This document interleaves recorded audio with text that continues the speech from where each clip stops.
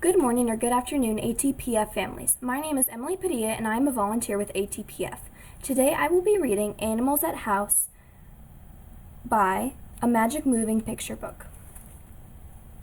Meow meow, it's early morning and Daisy licks her paw.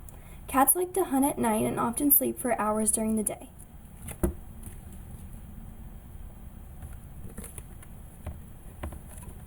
Woof woof, Monty is very happy that his owners are taking him out for a walk. Monty loves to ride around and fetch sticks. When dogs are excited, they wag their tails.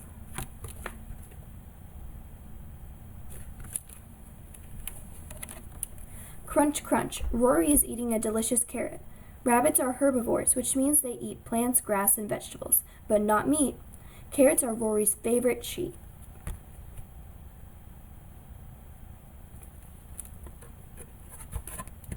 Bubble bubble. Daisy loves watching Goldie swim around the fish tank. Although they are called goldfish, they are not gold. Goldfish can be white, yellow, orange, or even black.